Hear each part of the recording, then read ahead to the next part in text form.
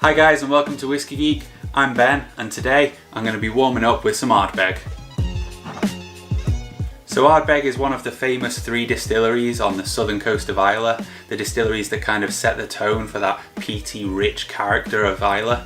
Now, as with most Scotch distilleries, Ardbeg has a wealth of history behind it, starting all the way back in 1798 and starting commercial production in 1815. Now, most of that history has been spent making whiskey to go into blends rather than single malt, but after the distillery changed ownership a number of times, it ended up in the hands of Glenmorangie, and those guys have done a great job of establishing Ardbeg as a premium peaty Scotch. And they now have quite a cult following, with a lot of their limited releases selling for a pretty high price tag. So today I'm reviewing the 10-year-old. This is the core expression, the entry point for Ardbeg's ever diversifying range. They're putting out some really interesting whiskey.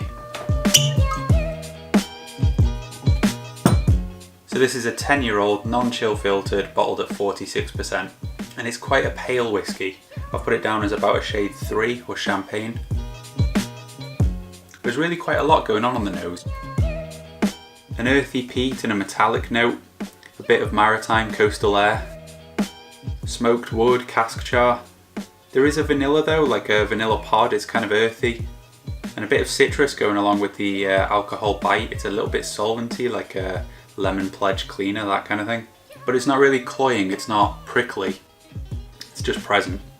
Like I say, there's quite a lot on the nose, there's layers to work through. I think there's a bit of fresh ginger and maybe a hint of toffee in there as well. So on the nose, it's got a very peaty profile, but it's not all that aggressive. It's not coming for you, it's not trying to pick a fight. It's the kind of thing you can work through, and it rewards you for putting the effort in for exploring. So now onto the palate. So initially I'm getting a lot of that kind of minerality. There's some barley, vanilla, a kind of citrus in there as well. Second sip is lightly astringent, a bit of pepper.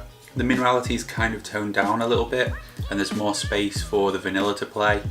Kind of that toffee tone coming back. There's some woody tannins, but they're kind of on the high notes. They're with the vanilla and the citrus rather than being that bitter.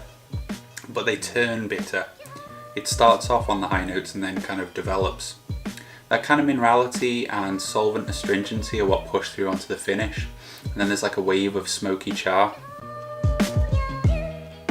It's warming and there's a capsicum heat. That earthy peat still rich in there. And then there's quite a resinous wood, resinous tannins. I enjoy that whiskey.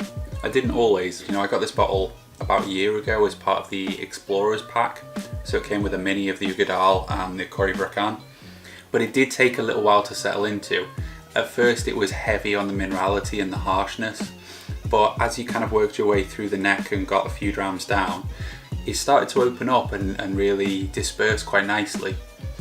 And then it was about halfway down the bottle, 6 months maybe after I'd opened it, I was sat in one of Roy Aquavite's V-pubs, and I wasn't paying all that much attention to the whiskey. I was distracted with the community, and it kind of caught me off guard. It just suddenly hit me a wealth of nuances and intricacies that I hadn't had before, I hadn't really appreciated before.